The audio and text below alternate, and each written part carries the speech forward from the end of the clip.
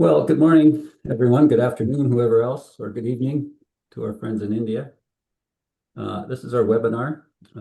As you know, it's called an Introduction to India's OALP Bid Round 11, but we're going to touch on Bid Round 10 as well, which is still active. Here, let me maximize my presentation here.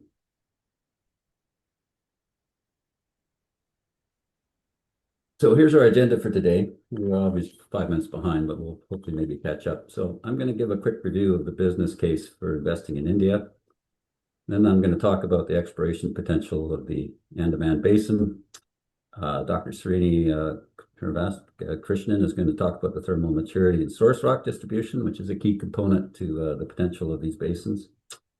And then we'll delve into the exploration potential of the Mahanadi and Bengal, and then we'll finish up with the potential of the Krishna Godavari and Kaveri basins, and then hopefully we'll have time for some questions. So our presenters are myself. I'm the project manager for the UHDGH Center for Hydrocarbon Exploration. Dr. Srini Krishnan is the research manager, and Mike Costell is also a research manager. So quickly, let's talk about why people are getting interested in India, particularly in the upstream sector. I think we're all aware of the rapid growth in India. David, I'm sorry to interrupt, economy. but your screen is frozen. Okay. For PowerPoint. Oh, you're right. How's that? Yes, it's not in presentation view, Bo, but we can see it. Okay. Well, that's weird that it doesn't. Okay, maybe I'll stay in this mode. Yeah, so India's on track to become the world's third largest economy, which means there is always going to be a ready-made market for energy. They also have a commitment to slowly transition themselves to lower carbon forms of energy. A very large portion of their electricity is generated from coal, and subsequently they're looking for other forms of fossil fuels, particularly gas and oil.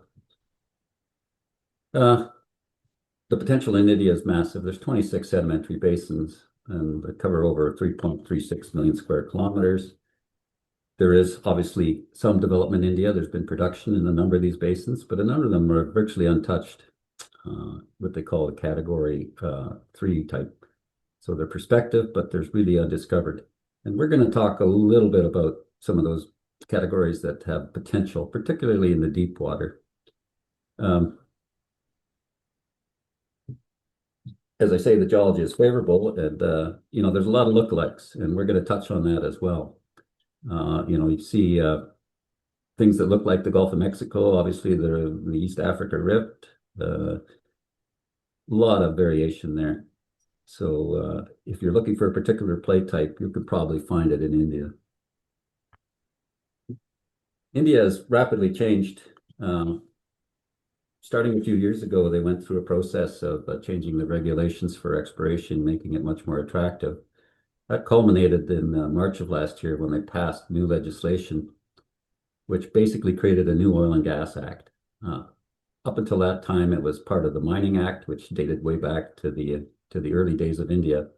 And they realized that they had to distinguish between the two. So they created a new legislation, the Oil and Gas Act, and that allowed them to start changing the regulations.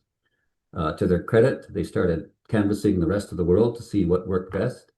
And they picked and choose to pick the best. And subsequently now, India has become a very favorable place to do exploration and investment. They've made data available. There is a repository of data, which has all the public domain data, seismic well data, reports, in a separate place. It's slowly evolving into a cloud-based system, so that'll make it even easier to access. As I say, the policy regime has changed. And from a geological side, it's very, very attractive. And even above surface, with what's going on, there is lower risk. So what are the reforms? Well, they've extended and phased exploration periods of 7 years.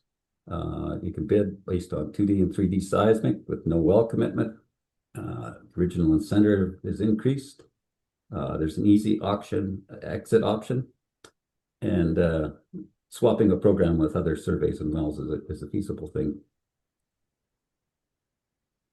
One big step is the freedom to carve out blocks. This is something that I think has already been implemented with round 11, where the explorers are allowed to elect specific blocks for posting, which I think has happened. Subsequently, the play is exploration based, which is great incentive.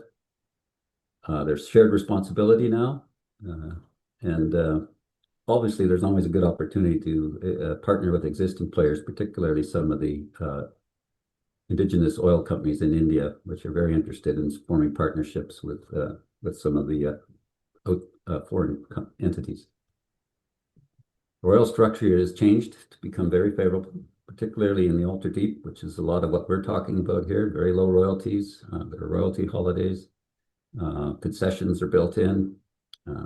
So it's really become a position where a major discovery could be very lucrative because of this, and that's what they're trying to encourage. I'll finish off with a little chat about what we're doing at U of H. So for the past 2 years and a bit, we've partnershiped with DGH to basically do research on the basins.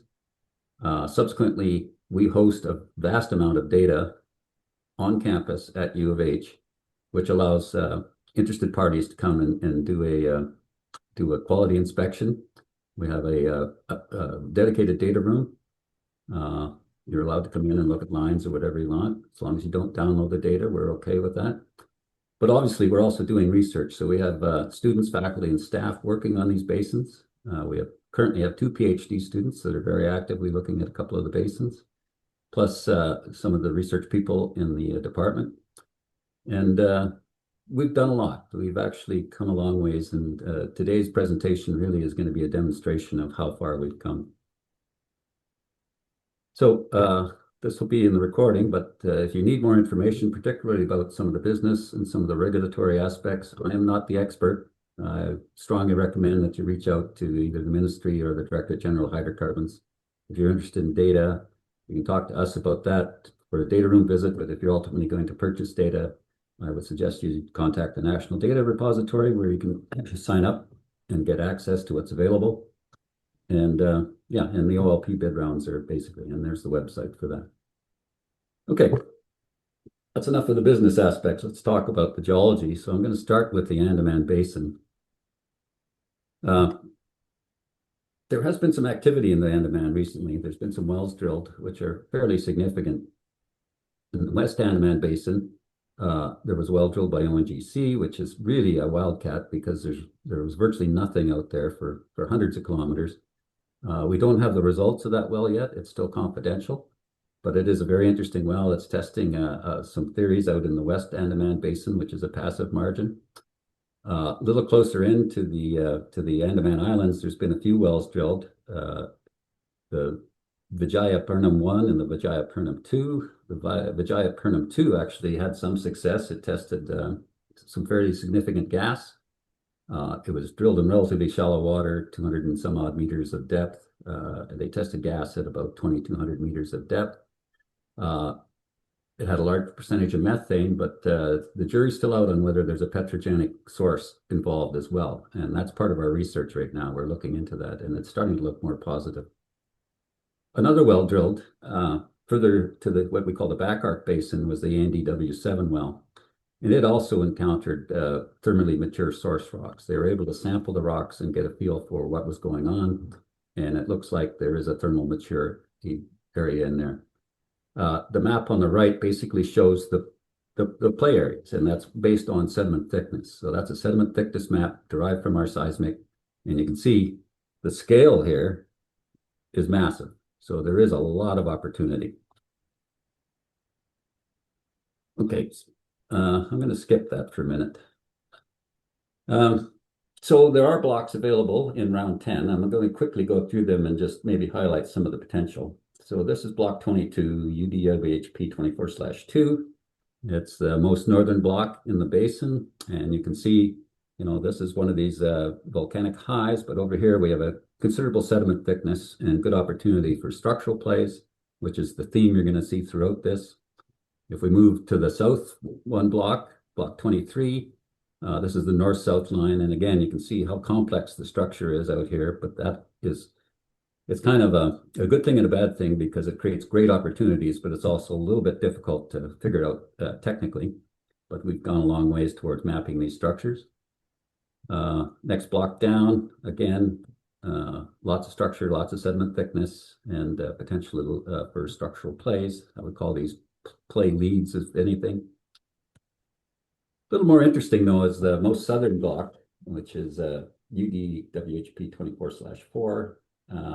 It's interesting because recently there's been some successful activity in Indonesia, which we think spills over into the Indian economic zone. 3 wells have been drilled not too far away, about 200 kilometers to the southeast. The Timpan 1 was the discovery well in the area, tested a very large volume of gas with condensate, again, verifying that there is a petrogenic source. They followed up on another structure and tested another large volume of gas with condensate. And then most recently, they have drilled a 3rd well, which they predict will produce over 100 million cubic feet a day with 2,000 barrels of condensate.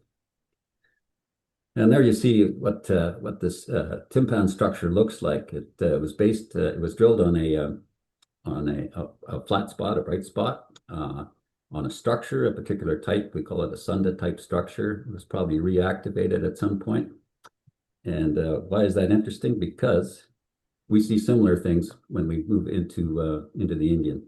So this is the block, and we had access to a 3D in here, and we were able to go through, as I said, map out some of these structures.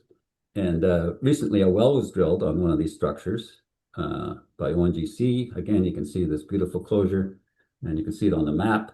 Again, this well is still confidential. We don't have the details from it, but it is going to be very significant because it's the southernmost well in the Indian portion of the basin where we had a lack of data, and we anticipate being able to define both reservoir, source rock, and maturity from this well. So we're looking forward to those results. On the other side, you saw that transverse fault, so that was the P1 well. We also looked at what we call the Sunda type structures, which are on the other side of this big transverse fault that you see through here. These are very similar structures to what we see at Timpan. You can see I know it's a little small, but this is a 2D and 3D intersection. And you can see these type of structures, which were very similar to that image that I showed of Timpan. So we've identified one of these as a potential target based on the size of this, and using some of the parameters from Timpan in terms of porosity and thickness. That size of structure could easily host over 3.2 TCF of gas in place. And it's also encouraging because we do see potential for some hydrocarbon indicators, as we saw at Timpan as well. And you can see some of this amplitude anomalies here that Mike has actually identified. Okay, that's it for the Andaman. I'm going to hand it over to Srini, and Srini, I'll walk through the slides. So he's going to talk about the maturity of the East Coast margin. All right, great. Thanks, Dave. So what we're going to do is we're going to look at the beginning with the source spaces along the East Coast margin of India. This is a 2,800 kilometer long passive margin. So what I'm going to do is take you on a tour of source spaces. We all know that for making basin opening discoveries, we need robust source spaces. So that's what I'm going to try and highlight here. As we work our way from south to north, south is the Kaveri Basin. You march northwards, Krishna Godavari, then you go into Mahanadi, then Bengal. That's all the passive margin. And you loop around to the other side. That's the active margin where you see Myanmar. Green is oil, red gas discoveries. We all know that. So both in Kaveri and in Krishna Godavari, there's a fair amount of oil and gas discoveries, and you'll see the numbers a little later. And most of these discoveries, or all of these discoveries, are linked to either Cretaceous source rocks and Paleocene, Eocene source rocks. So you've got those two source rocks working in Kaveri and Krishna Godavari. But as you march northwards into Mahanadi Basin, to this day, all the discoveries are biogenic gas discoveries in fairly shallow neogene reservoirs. We'll talk about that in detail a little bit. But as you march northwards further into the Bengal Basin, We have oil and gas production onshore Bengal and in Assam Shelf. All of these are linked to Eocene source facies. There's plenty of oil and gas production there. And as we work towards loop around to the active margin over in Myanmar, they have oil and gas discoveries, and all of them offshore, it's biogenic, onshore oil and gas discoveries that are tied to Eocene source facies. And on the right, we have a map showing some of the big oil and gas fields in the Krishna Godavari Basin. We'll talk about that in a little bit detail. There's some verbiage about on that. I'll skip that for now, but I'll just paraphrase that. Next one, next slide. Here's, as I mentioned earlier, here is a slide that talks about Mahanadi and Bengal Basin oil discoveries. In the Mahanadi Basin, the figure on the left side, it's all biogenic gas discoveries. There are quite a few discoveries. ONGC made several of them in the recent past. And you see the numbers over there in terms of production rates. But if you, on the right side is a figure from the Bengal Basin. This is from the deep offshore Bengal Basin. As you can notice from there, further offshore and the shallow offshore, you can see number of oil and gas shows, and most of these they go down all the way down into the Paleocene. Next one. Now, here's a figure that I want to highlight. We all know that there's thermogenic system working in Kaveri and Mahanadi and in Bengal as well. We don't have any thermogenic gas discoveries or oil and gas discoveries in the Mahanadi Basin. So what I'm trying to highlight here is the potential for thermogenic play. And that's what we are chasing in the Mahanadi Basin. As you well know, there are a lot of biogenic gas discoveries. On this free air gravity map, you'll see two key things. One is the 90 East Ridge and the 85 East Ridge. These two were emplaced in the Cretaceous. So what this does is these two features, these are big volcanic features. They serve as positive features when we transition into the Paleocene and Eocene. And the end result here is that much of the Mahanadi Basin faced restricted basin conditions, particularly in the Paleocene and Eocene. So ideal time period and ideal location for source facies, source rock deposition here. And what we need to do is we need to drill down deeper to prove that. So the goal of this webinar is to highlight some key prospects that Mike and I will show you. And this is potentially where some of the interesting prospects for thermogenic play. Next one. Here's the seismic evidence for the potential thermogenic play. This cross-section illustrates subbasins. Incidentally, the subbasin that I've highlighted with the arrow with the potential source faces, it's about 114 kilometers wide. And that is flanked by an isolated carbonate bank. I'm going to leave that for Mike to talk through that. And this subbasin extends in a sort of a northwest southeast direction, and you can see the width is 114 kilometers. You can imagine how big this is. So there is plenty of potential for this. And in the next ensuing slides, I'm going to talk about some early results from basin modeling. Next slide. So our basin modeling work is in progress. We're showing you some 1D transects. So we are looking at the multiple pseudo wells that go along all those transects. Those are all PSDM lines. And for your reference, we've got the ocean continent boundary there. We took a first pass basin modeling there. PW1, PW2, pseudo wells 1 and 2 are shown on the seismic. And there is a deep well that was drilled in the Mahanadi Basin, and that's projected on the seismic as well. That is MDW16. MDW16 did not find any hydrocarbons. Reason for that, we know that very well. We've done the analysis there. Lack of reservoir. So our pseudo wells clearly demonstrate that there is transformation ratio. We're in oil and gas window very well out on the oceanic crest, and the seismic line shows the sediment column that can drive the maturation. There are other controlling factors also. So when we dive into the basin modeling at a later stage in our later presentations, we can talk about that. So clearly, what this says here is that there is potential for an active petroleum system in the Mahanadi Basin. I just want to reiterate again that there is an active petroleum system working very well. It's proven in Kaveri and Krishna Godavari, but it's not the thermogenic system hasn't been proven in the Mahanadi. That is what we are working at. Thermogenic system has been proven in Bengal. Next.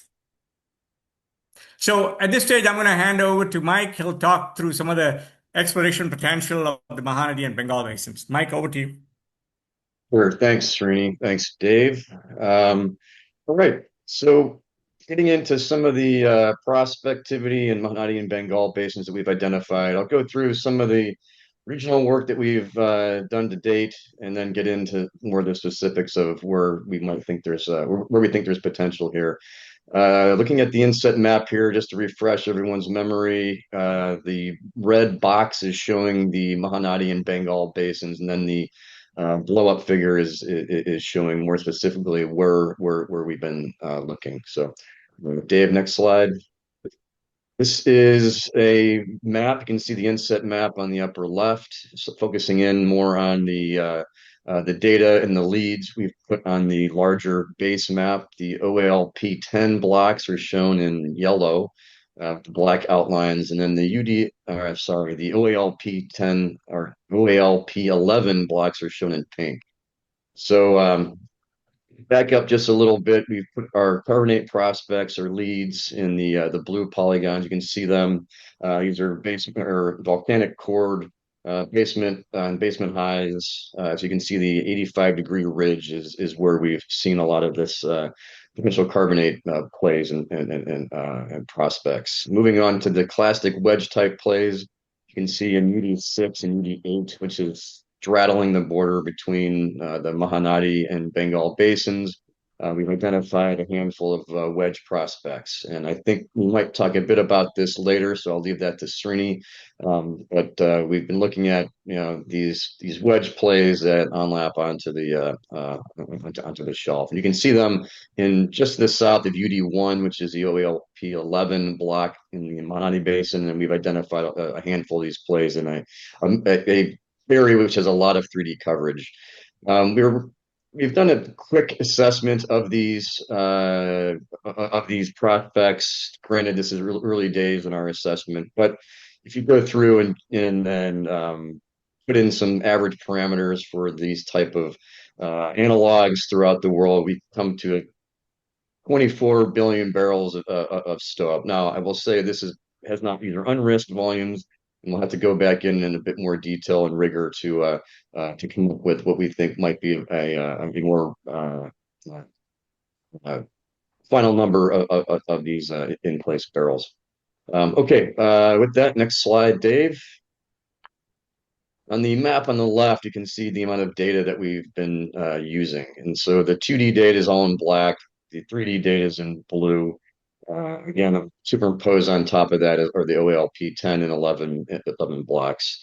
We've done a lot of regional work to date. We've incorporated all the 2D, all the 3D into regional maps. You can see an example of that. One of these horizons that we've mapped, we're calling it the top carbonate, top volcanics on the upper right-hand map.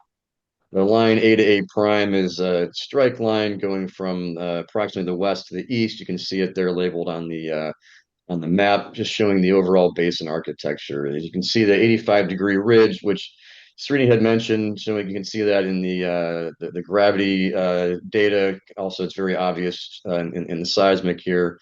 This is an important feature, as I mentioned earlier. We're starting to see these carbonate growths on this basement high. And so I'll go into, I think I have one or two examples of that for this particular talk that we'll go into in a bit more detail. But also the map I'm showing here in the middle, the top middle map, the total sediment thickness, as you can see, the basin really opens up as you move off to the Bengal Basin. So I'll go through a couple leads that we have found in that area, specifically on the OALP 11 block in the Bengal Basin, which is shown. You can see it. I think it's pink, but it's covered by a 3D survey. So we have a couple of leads that will show in that area as well. So we've used all these resource services for correlation purposes. We've tied a lot of wells that had VSP biostrat data. So we're pretty locked in with our age model, at least based on the data that we've received.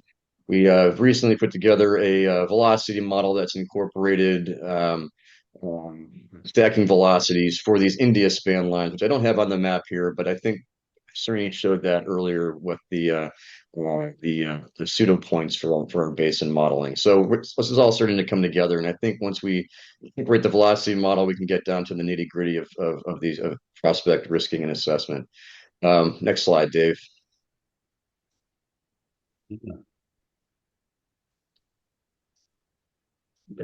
Okay, so we have incorporated one well that we received a handful of months ago.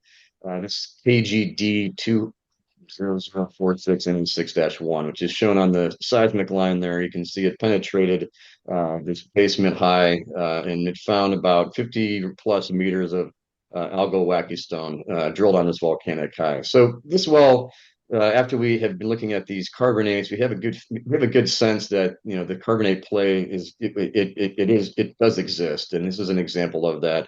This well most likely penetrated a lower quality reservoir facies within that overarching carbonate buildup. So we have some evidence that perhaps there would be better places to target these type of wells, and I'll show you an example of that.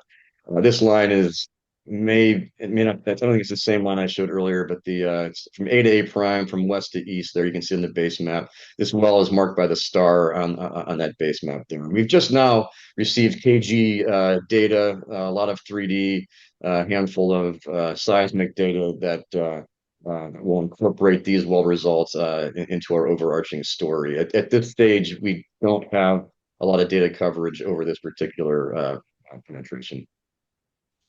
So this evidence supports the presence of isolated carbonate buildups on these volcanic highs. Okay, this is an example of one of our prospects, the carbonate prospect. This is a Chilka prospect. As you can see, the seismic line is from A to A prime. You can look at the lower map on the left, the time structure map. It goes through a 3D survey, which is shown on the map as well, and then you can see the A to A prime going through that prospect. We're located in the overarching Mahanadi Basin. If you look at the map on the upper left, this is the top carbonate time structure map. You can see where we've mapped the top of this carbonate. And the star is a location of this particular prospect, sort of in a more regional standpoint. So it's on the western flank of this portion of the 85-degree ridge. What's really nice about this prospect is it's on a 3D survey. You can start to see really some of the internal architecture of these carbonates. So, for example, where we've labeled the reservoir that are in the orange circle there, you start to see these really nice prograding calaniforms of the carbonate buildup here. So it's really, it's really more evidence of this particular play being present and hopefully successful going forward. Dave, next slide. Okay, I think we meant to skip this one, but we can go through this real quick. This is another line. Yeah, this is another line through that prospect. Again, you can see the four reef, those real nice prograding calaniforms, real flat top of this structure, suggesting that this is indeed a reef of buildups, and just really nice internal architecture that helps us have more evidence to our carbonate story. Okay, next slide. Okay, the Bengal. Okay, we're getting into some of the wedge type plays, basin floor fan plays. I don't have a real great inset map, but in the upper left there, you can see the Bengal and Mahanadi Basin outlines. The 3D survey is marked in.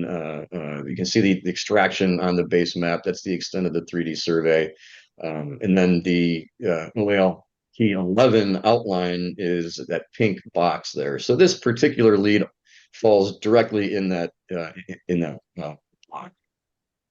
So what's interesting about this is, the almost direct evidence of these basin floor fans play, which you can see in the extraction uh, on the map on the right-hand side. You can start to see these fan lobate features and possible probable feeder channels to these fans, which is nice evidence that this might be successful. On the seismic line from A to A prime, this is going from north to south. You can see that there is structure involved here with this particular play. So it's a combination structural strat trap. There's possibly another one to the east, but what we've really been focusing on for this particular 3D survey is the one that's highlighted in blue there. And you can start to see, like as I mentioned, some of the feeder channels that might be feeding this system. What else did I miss here? Overall, we're trying to rank all of these prospects. Now, some of the risks associated with this one is it's pretty deep, and you can see the ISOPAC map on the upper right. Now, this is TBD sub C. It's about 9,000 meters at the crest, so it's pretty deep. Although water depth here is about 2,800 meters, so it brings it up a little bit, but you might have reservoir quality risk here. However, moving up shallower in this section, which we haven't mentioned this too much, you get into the Miocene section, which is possible secondary playing. So the volumetrics on this, again, work in progress. The main body of this fan you can see outlined in blue is about 225 square kilometers. We've 1.7 billion barrels of oil in place. Now, again, like I mentioned, we still need to do the risking and more detailed assessments on this. But it's more evidence that this type of play is here in both Mahanadi and Bengal. Okay, next slide, Dave. Looking more into the Mahanadi Basin, this is shifting gears here to the the slope fan plays. You can see where we're located on the inset map. To the this particular block is UD5 is shown on the extractions on the upper maps. So we're just to the northwest of that, and so we start to see some of these feeder channels, which are feeding the deeper systems, but also potential for slope fans. And this particular line that I'm showing is A to A prime. It's kind of from the west to the east. You can see the line in red on the time structure map on the upper right. So we're across some of these feeder channels. You could get a hint of the wedge play that I will leave to Srini to talk about. Also, potential for anticlinal closures. And then I don't mention here getting into, like I said, the Miocene section, which has a lot of potential channel complexes that could be secondary targets. They've been drilled throughout the basin to little success in the deeper water, but it is possible that this could be a secondary target. With that, I think I'll turn it back over to Srini, and I'll wait for questions at the end of the talk. All right, great, Mike. Thanks a lot. So, like Mike mentioned, the wedge plays. Well, this is where it all begins. This is a strike line, parallel to, it's up on the shelf, parallel to the shelf margin, and you can see highlighted in the dark green arrows. Those are the incised valleys. These are very large incised valleys, which serve as conduits for sediments to be funneled down into the deep basin. And this is a little different from the wedge plays that Mike showed, and I'm going to show you later, because we have another system that is coming, what looks like a proto-Ganges, that's coming from, again, drains the hinterland, not the rising Himalayas, drains the hinterland that deposits sediments into that. We'll see some prospects on those.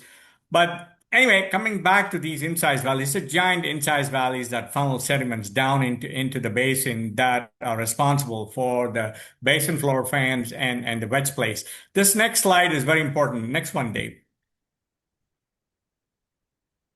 Here it is. Here's a wedge play. This is a classic wedge play, and you can see the top seal, the transgressive system, very well highlighted. You can see in 3D the onlaps are very, very apparent, and the wedge play there is highlighted by the arrow and with that with an oblong circle there. And notice that right below the reservoir, we've got the faults, and you see the Cretaceous Rift Basin and the Cretaceous Rift.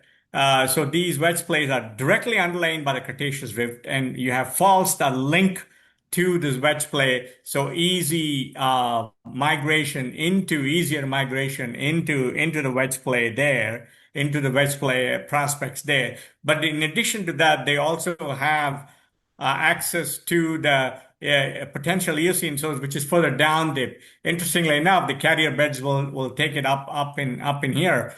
Interestingly enough, these wedge plays are at a very, very good reservoir depth interval. We've done some early depth conversion, so porosity and permanent porosity should be well preserved.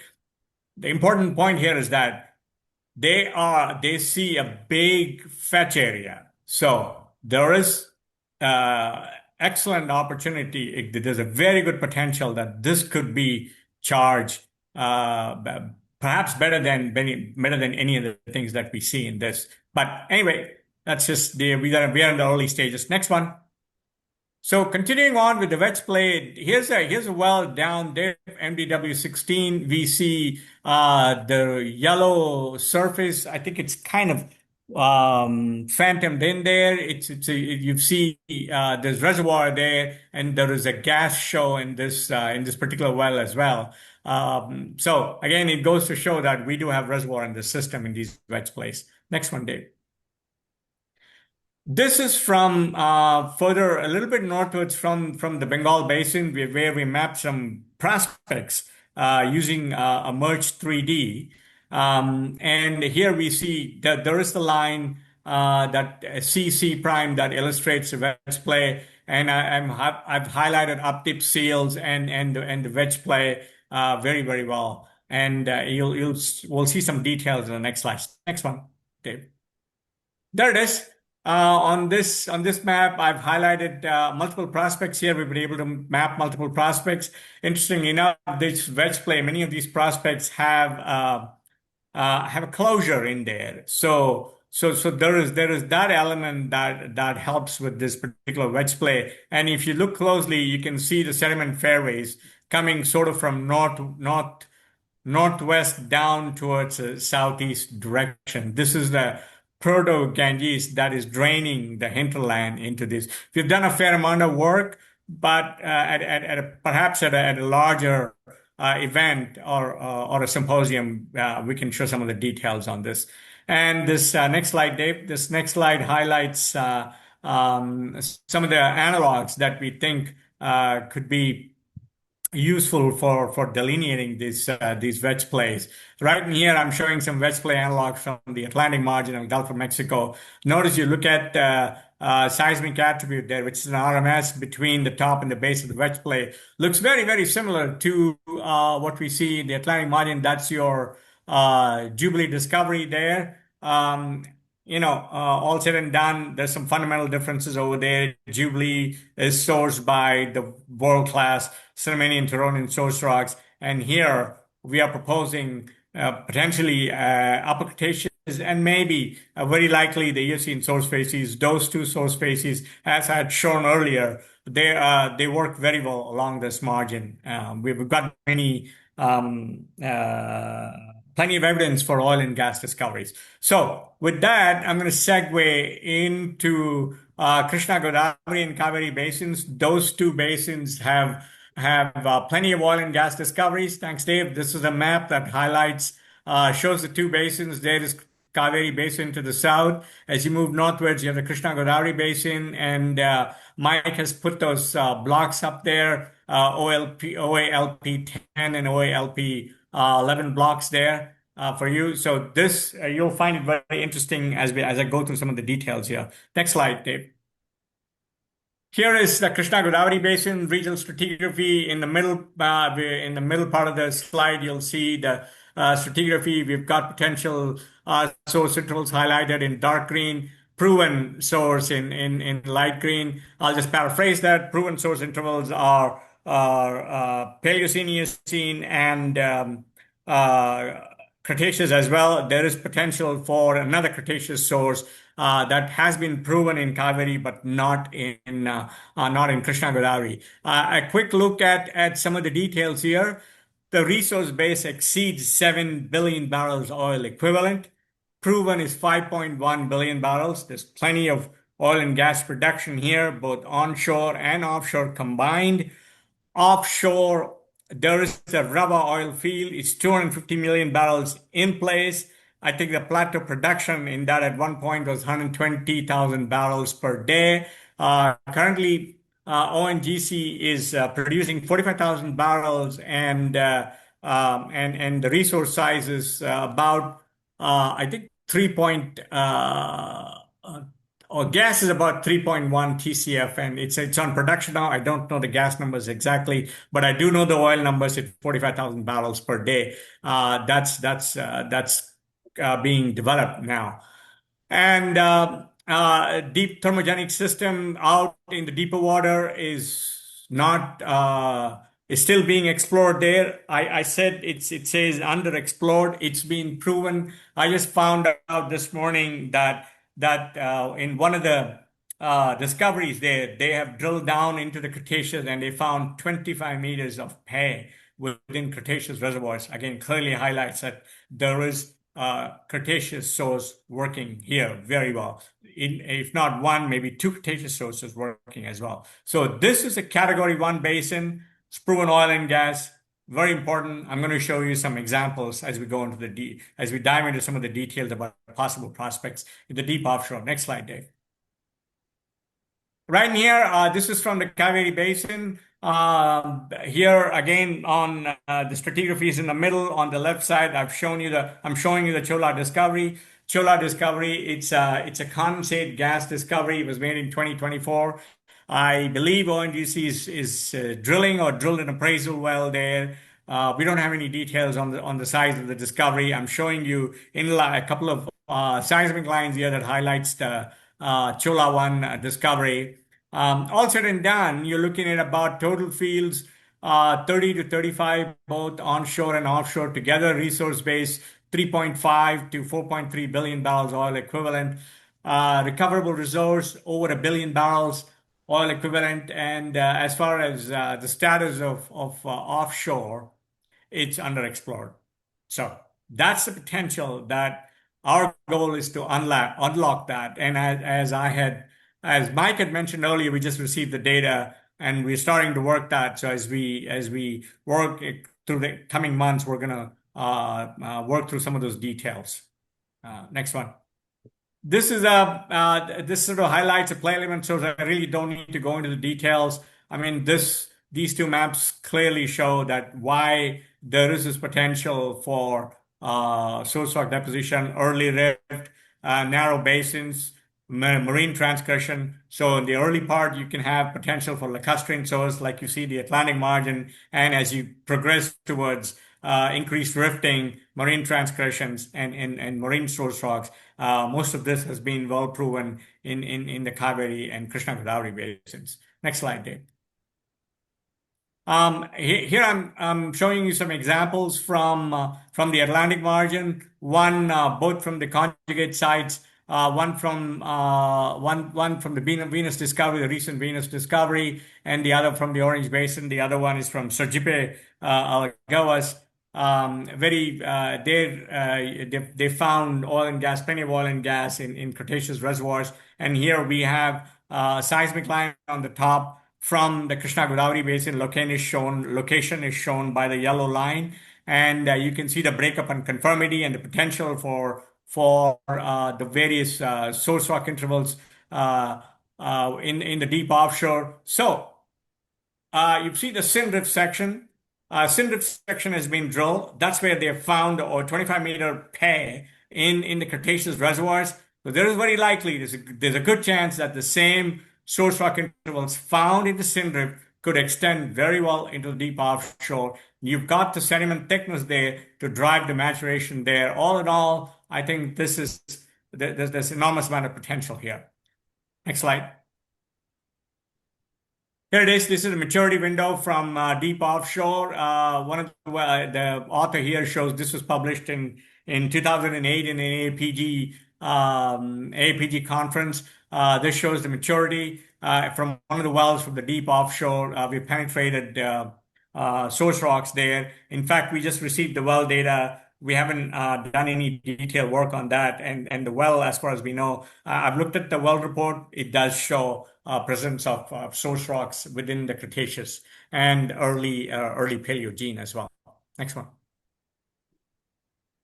I'm going to skip this slide. Heat flow, we can talk about that later. We're still early stages of the basin modeling, so I'm going to skip that slide. So here's a slide we're going to talk about. Now we're going to talk about the reservoirs, and I'll highlight some potential prospects as we are leads as we go along.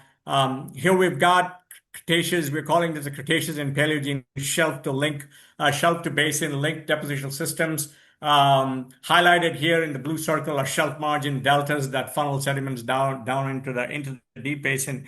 I want to say a couple of things here. Krishna Godavari and Kaveri basins, those two are incredibly clastic rich basins. Godavari is the oldest river in the Indian subcontinent. It drains the hinterland for a very, very long time. So through the later part of the Cretaceous, through Paleogene all the way up to Neogene. Neogene, the depositional motif shifts. We'll come to that in a little bit. Next slide, Dave. Okay, great. This is this seismic section you can see this is from Krishna Godavari Basin. This is a PSTM line. I'm showing you a series of stacked fan complexes. I've highlighted them, and I'm also showing you some low stand fan complexes. Interestingly enough, you'll see the breakup and conformity highlighted in red, and we see plenty of faults there, and those faults all link up into those low stand fan complexes. And these out in the deep basin, there are these subtle sort of basement features, and these low stand fan complexes roll over them. They form fairly broad, so low amplitude closures. And we are in the very, very early stages of our work. We haven't done that, but we see that in the seismic lines. It's very, very apparent.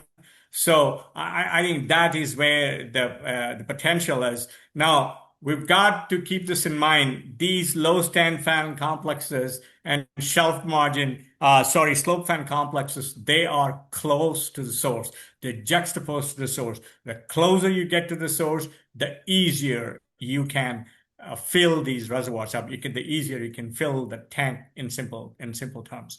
Next.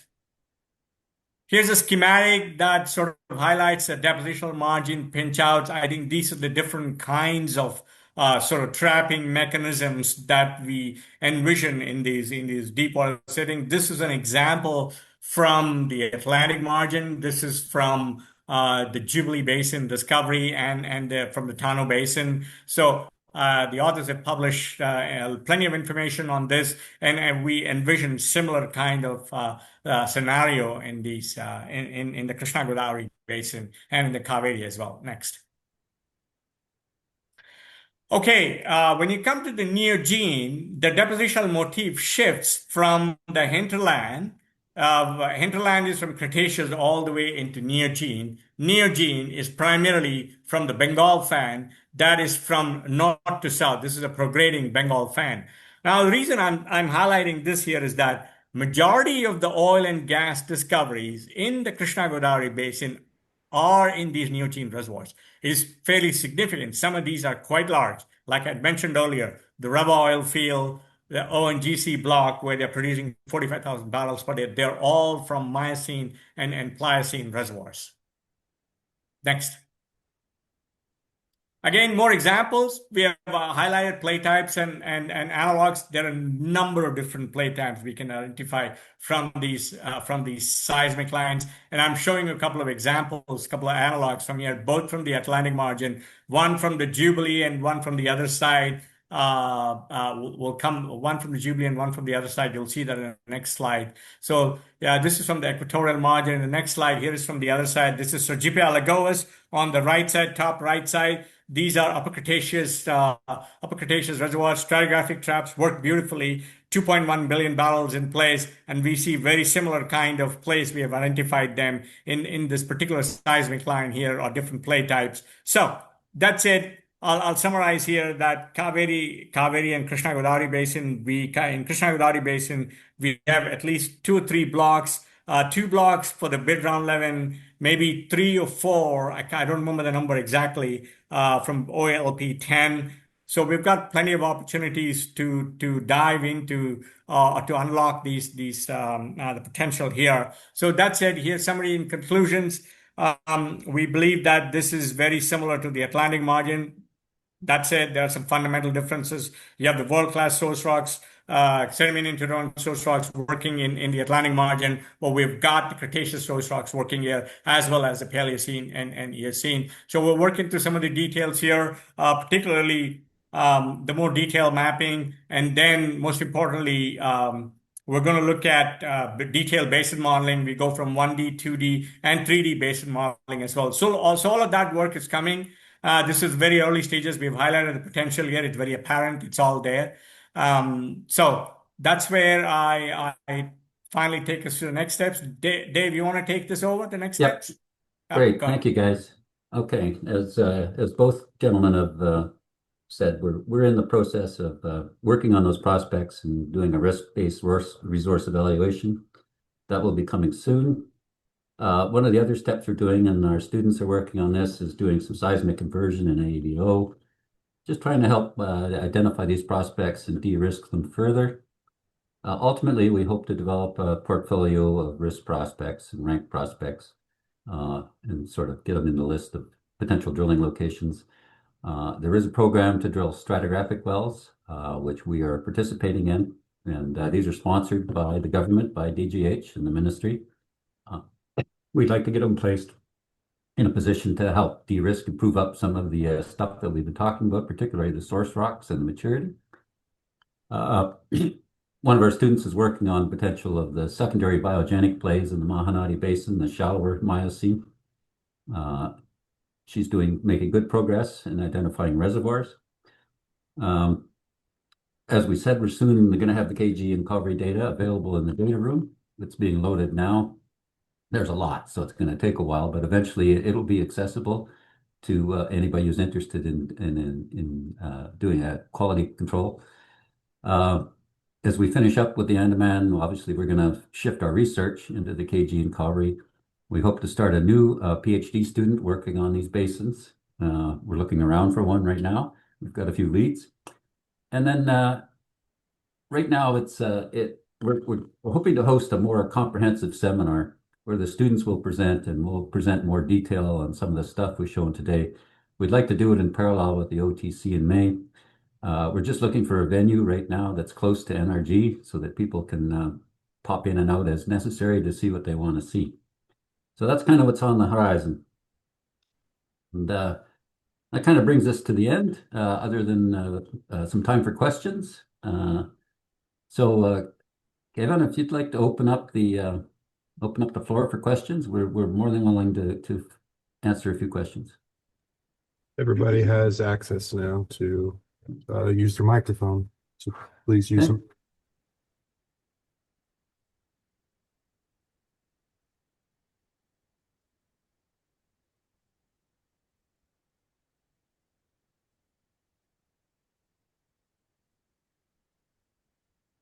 Quick slide through review. If anybody sees something they want us to focus on, let me know. Folks, feel free to ask questions. You're welcome. Well, when there's no questions, I only say that we've done a good job. Question. Hello. You're on. Yeah. So thanks for the detailed presentation. I think it's a lot of information greatly put together. My question is around if there is any interest or research around unconventional plays in India, and the University of Houston is involved in it. I have the answer is yes, and maybe. I have been looking at the unconventional plays more or less on my own. My background is a lot of shale, so I've always said that ultimately if India wants to achieve their energy goals, they're probably going to eventually have to look at unconventional and specifically shale. As you've seen, and Srini has alluded to, there are some great source rocks. There has been some research done. There's been a few wells drilled. OAL is basically leading the path. There have been some leases that have been picked up for shale. I know there has been some horizontal well activity. I can't remember exactly which basin it's in. I don't necessarily think it's targeting shales, but they have gone in and drilled and have established production with horizontal wells. So the horizontal technology is in place in India as well. And I think that was OIL that was doing that work as well. So, and then beyond that, obviously there's a great deal of coal bed methane, particularly on the eastern margin. In the Bengal Basin, and there is extensive coal bed methane. There's been a lot of research on gas hydrates, which is also well established that there are hydrates in these basins we've been talking about today. And there's also an initiative to look at the hydrogen, the potential for hydrogen, I think mainly associated with serpentization and alteration of those rocks, because as we know, there's a lot of volcanics in India, particularly in the Deccan. So there has been some research done, which has been sponsored by the government. So that's kind of what I know in a nutshell. Let me add to that a bit. I know Vedanta is currently trying to establish commercial production in the Bomber Basin. So there is potential for unconventional play in the Bomber Basin and also in the Cambay, Krishna Godavari, also onshore onland Krishna Godavari. I think both ONGC and Oil India, as far as I know, it's been well reported in the public domain that they are looking for partnerships or collaborations to exploit some of these basins. So there's interest there in the country. I'll say that much. Rob Stewart here. Also, we've had a look at some of the heavier oils in Assam and some of the plays there, as well as previously looking at beneath some of the Deccan Trap flows for potential reservoirs beneath those basalts. So a couple of other less conventional types of targets.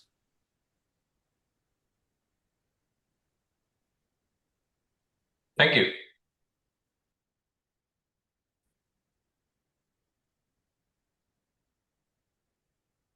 No more questions?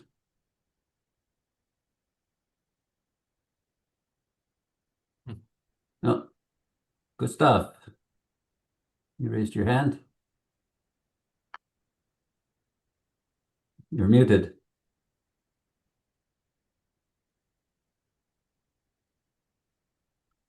$11:02, right on time. Gustav, I think you're still muted.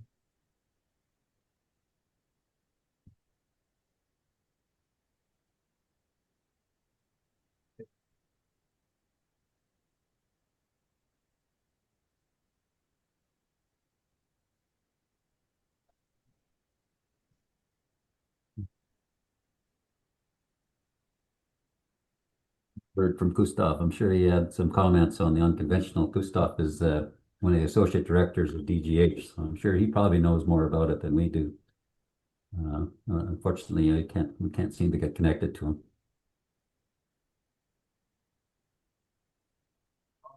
Let me see if I can help him out.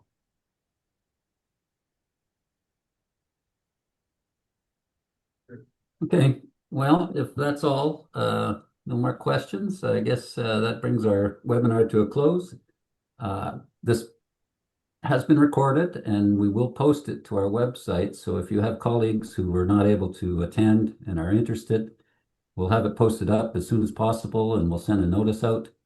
As I mentioned, we're also going to do a much more detailed 3-hour seminar, probably on May the 6th during OTC. The venue is yet to be decided, but plan on the morning of May the 6th if you would like to attend. Hopefully we'll have a virtual aspect to that as well. So if you can't attend physically, you might be able to attend virtually. And with that, I'd like to thank all of the presenters. And Kevin, thank you for your technical support. And thank you to everyone who joined us today. Good morning, Dave. Thank you. Oh. I'm Jayavardhan from DGH. I think Dr. Nag might be facing some technical issue in the Zoom as we pointed out earlier, but that's fine. And I appreciate the arrangements done by University of Houston and also Mr. Kiran for the question he asked. So we recently concluded our special CBM bid round, as it was already discussed that India has very great potential in our eastern side for the coal bed methane, and apart from ONGC, SR Oil is is producing methane from these fields, and there are more companies involved in that, and CBM sector is growing a lot in India. So if Mr. Kiran has any further question, please do reach out to University of Houston, or DGH will be happy to answer any further query if you have. Thank you, Dave, for all the arrangements. All right, Jay, thank you.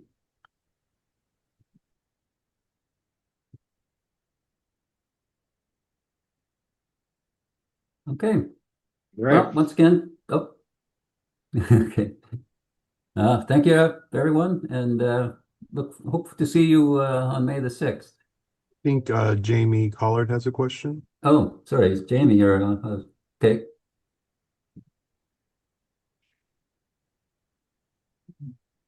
Jamie, are you able to, or, oh, I'm sorry, it was Gustav. My apologies. Okay. All right.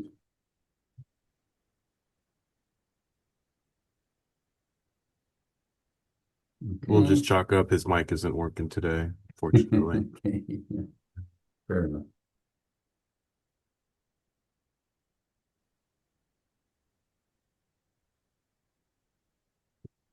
Okay. All Well, right. we'll say goodbye now. Thanks a And, lot. Yeah. Yeah. If you have any questions, don't hesitate to reach out to any one of us. And thanks for all your participation.